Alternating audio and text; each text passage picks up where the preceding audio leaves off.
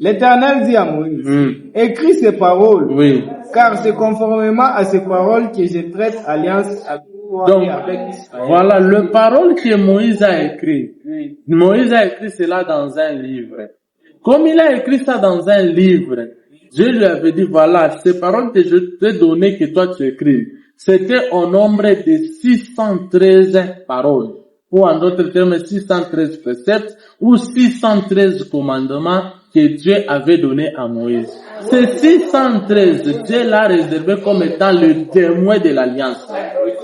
Donc ils avaient l'alliance, Dieu les ajoute les 613 préceptes qui seront comme étant le témoin de leur alliance. Donc quand ils pratiquent les 613 commandements, ils les pratiquent parce qu'ils sont en alliance avec Dieu. Je vais donner un petit exemple pour me faire comprendre. C'est comme vous êtes avec une femme. Vous êtes devant soit l'officier de l'État, et devant cet officier de l'État, vous voulez vous déclarer des choses. Ce qu'on appelle les paroles de l'alliance. Tu promets, tu dis à la femme, je vais t'aimer jusqu'à la fin de ma vie. Elle aussi te dit pareillement. Et il y a des choses que vous vous dites là, qui prouvent directement que non, là nous entrons en alliance. Celui-ci dit juste que la mort va nous séparer, ainsi de suite. Ça, ce sont les paroles de l'alliance. Mais ce n'est pas ce jour-là que cet homme va te dire que non, moi je ne mange pas peut-être le frétin. C'est quand vous allez entrer dans le mariage, il va te dire non, moi je ne mange pas de frétin, moi je n'aime pas ça, moi je n'aime pas ça, tu vas commencer à me préparer comme ça, comme ça. Ce qui vient là-bas, ce sont les paroles qui viennent rendre témoignage. Quand même tu pratiques cela, c'est parce que tu es entré en alliance avec cet homme-là. Alors nous pouvons prendre Deutéronome 31. Tu prendras Deutéronome 31, le verset 26. Deutéronome chapitre 31, le 26e verset, il est écrit. Prenez ces livres de la loi. Donc, prenez ces livres de la loi. Tu vois, Dieu lui a écrit sur les deux tables de pierre. Mais si on se retrouve avec les livres de la loi, les livres, c'est Moïse qui a écrit ça. Il dit, prenez les livres de la loi. Et mettez-les à côté de l'arche de l'alliance. Donc, on va les mettre à côté de l'arche de l'alliance. Pourquoi? Dans l'arche, il y avait deux tables de pierre. À côté de l'arche, là, on doit mettre les livres de la loi. Et puis? De l'Éternel, votre Dieu. Et il sera là comme témoin contre toi. Voilà, c'est Dieu qui précise. Il sera là comme témoin contre toi. Donc, les livres que Moïse a écrits, ce sont les livres de témoignages. Quand on parle de livres, c'est livre de témoignages. Et ce livre-là a été constitué de 613 commandements. Voilà pourquoi on parle de l'Ancien Testament et l'Ancienne Alliance. L'Ancienne Alliance sont les 10 commandements. L'Ancien Testament, c'est les livres de la loi qui constituent les 613 préceptes. Donc, il ne faut pas faire la confusion. De Genèse à Malachie, ce n'est pas ça l'Ancien Testament. Donc, Testament vient du témoin. C'est un témoignage. Et le livre de la loi, c'est ça même le témoin. Nous avons vu l'écriture. Donc, de Genèse à Malachie, ce n'est pas ça l'Ancien Testament. L'Ancien Testament, c'est de Exode jusqu'à Deutéronome. C'est là où nous trouvons l'Ancien Testament. Qui veut dire, c'est là où nous trouvons les paroles que Moïse a écrites qui constituaient les livres de la loi. Donc, c'est un peu la manière dont je peux donner la synthèse par rapport à la loi et par rapport plutôt à l'alliance et au testament pour la première alliance. Donc le peuple observait cela. Prends de Lévitique chapitre 18, le verset 5, tu verras. Nous allons prendre Lévitique chapitre 18, le verset 5, il est du quoi dans cette écriture? Lévitique chapitre 18. Oui, commencez même à partir du verset 4. Lévitique 18, 4, il est écrit. Oui.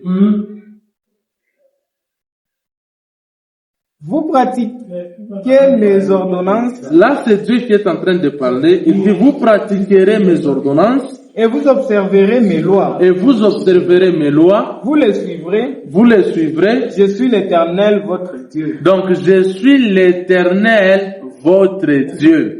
Vous observerez mes lois et mes ordonnances. Voilà, vous allez observer mes lois et mes ordonnances. L'homme qui les mettra en pratique vivra par elles. Donc, l'homme qui va mettre ces choses vivra par elles. Cela veut dire, c'est pas les lois que Dieu t'avait données automatiquement, il devait vivre par là. Donc, c'est un peu là que j'ai donné pour voir que leur vie dépendait de la loi qu'il les avait donnée. Avant que je puisse parachuter avec la première alliance, nous allons prendre Malachie chapitre 2. Vous allez voir ce qui est dit là-bas.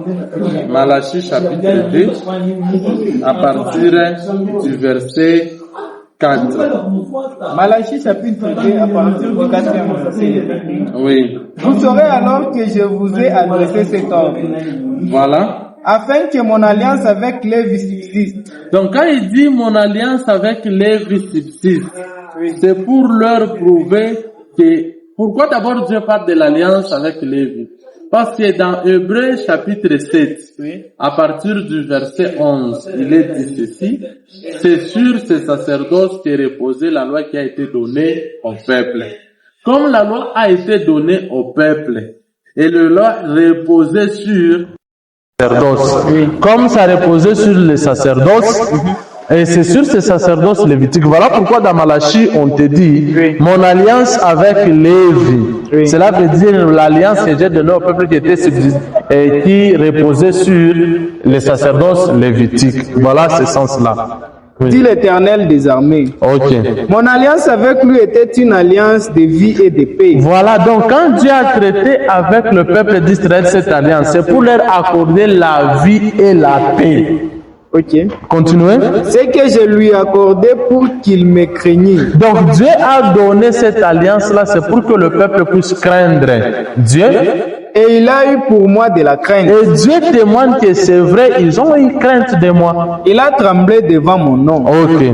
Continuez. La loi de la vérité était dans sa bouche. Donc il précise que cette loi, c'était une loi de la vérité que je l'avais donnée.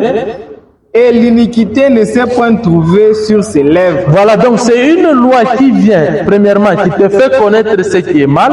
Quand tu comprends ce qui est mal, alors il te fait éloigner du mal. Continuez. Et l'iniquité ne s'est point trouvée sur ses lèvres. Okay. Il a marché avec moi dans la paix et dans la droiture. Okay.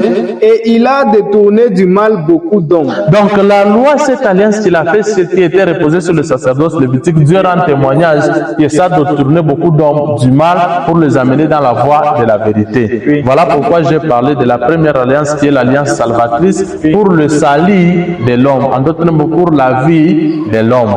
Donc là, je m'arrête un peu là pour la première alliance. Peut-être à la prochaine, nous parlerons du deuxième alliance qui se trouve toujours dans la Bible, qui est l'alliance aussi salvatrice. Merci beaucoup, apôtre. Vous venez de l'entendre. Il a parlé tout autour de la première alliance qui était l'alliance que Dieu a conclue avec Moïse au mont Horeb. C'est pourquoi likez la vidéo, partagez et abonnez-vous pour suivre la suite sur la seconde alliance. Avant la fin, apôtre, je vais vous poser une question. Ok. Qu'allez-vous dire à ceux-là qui disent qui contractent aujourd'hui des alliances, qui bâtissent des hôtels dans des prières, qui donnent de l'argent pour faire alliance avec Dieu? Qu'est-ce que vous allez leur dire? Est-ce que peut-on nous aussi aujourd'hui faire alliance avec Dieu par les moyens de la... Merci beaucoup pour la question. J'aimerais que les téléspectateurs et téléspectatrices me suivent très bien sur ce point. Oui. Aucun homme ne peut aller contracter avec Dieu une alliance. Okay. Pourquoi? Dans 1 Timothée chapitre 6, le verset 16, on dit Dieu habite une lumière inaccessible, dont l'homme ne peut voir et ne peut s'approcher. Maintenant, comment toi tu vas aller contracter avec Dieu l'alliance? Tu ne sais même pas là où il habite. Tu ne sais pas il est où, il fait quoi. Tu n'as aucune connaissance sur ça. Tu vas contracter alliance avec lui comment? C'est lui, Dieu, qui vient vers l'homme pour contracter alliance avec lui. Qu'est-ce que toi tu dois promettre à Dieu pour faire alliance avec lui? Non, Dieu est dans sa maison qui est l'église. Dieu est dans sa maison qui est l'église. Cela veut dire pour qui est l'église. Cela veut dire qu'il y avait déjà une alliance que Dieu a contractée avec le peuple pour que l'église soit là. Ok. Donc, soit si tu es l'église, si tu es dans l'église, cela veut dire que tu te retrouves directement dans une alliance qui a été contractée. Ok. Alors, si tu es en dehors de l'église, donc tu n'es pas dans cette alliance. Si tu n'es pas dans cette alliance-là, tu ne peux pas aller chercher Dieu quelque part pour venir faire alliance avec lui. Donc, s'il y a quelqu'un qui te dit non, viens faire alliance avec Dieu, il est où pour que toi tu viennes faire alliance avec lui? C'est Dieu qui vient vers l'homme et il a déjà fait alliance. Voilà pourquoi nous parlons de la nouvelle alliance. Il y avait l'ancienne alliance. Dieu a contracté lui-même l'alliance avec le peuple, celui qui est venu vers le peuple. La deuxième alliance, c'était promis dans Malachie chapitre 3, le verset 1, on nous parle du messager de l'alliance qui viendra pour contracter encore une deuxième alliance. Maintenant, comment toi tu vas aller contracter avec Dieu l'alliance? Et puis on te donne, non, il faut bâtir l'autel, viens donner de l'argent. Ça, c'est du vol. Donc tous ceux qui enseignent cela sont dans la sorcellerie. Ce n'est pas la vérité de Dieu. Tout ça, c'est quoi? Manque ou de capacité de faire la différence entre l'ancienne alliance et la nouvelle alliance. Parce qu'il y a l'ancienne alliance et sa pratique, il y a aussi la nouvelle alliance et sa pratique. Quelqu'un qui se dit, je suis dans la nouvelle alliance. Si tu lui poses la question, c'est quoi d'abord la nouvelle alliance? Il ne sait pas. Tu lui poses la question, c'est quoi l'ancienne alliance? Il ne sait pas. Or, nous avons défini avec vous, c'est quoi d'abord l'ancienne alliance? C'est les 10 commandements. Donc, celui qui est dans la nouvelle alliance, il n'est plus dans les 10 commandements. Celui qui n'est plus dans l'Ancien Testament, cela veut dire qu'il n'est plus dans les 613 préceptes. Celui qui est dans la nouvelle alliance, il a autre chose. Celui qui est dans le Nouveau Testament, il a autre chose. Voilà pourquoi Jésus-Christ a dit dans Matthieu chapitre 13, le verset 52, il dit, tout scribe qui est instruit sur ce qui concerne le royaume des cieux est semblable à un maître de maison qui sait tirer dans son trésor les choses anciennes et les choses nouvelles. Toi, tu dois être capable de tirer les choses anciennes et les choses nouvelles pour savoir se statuer bien.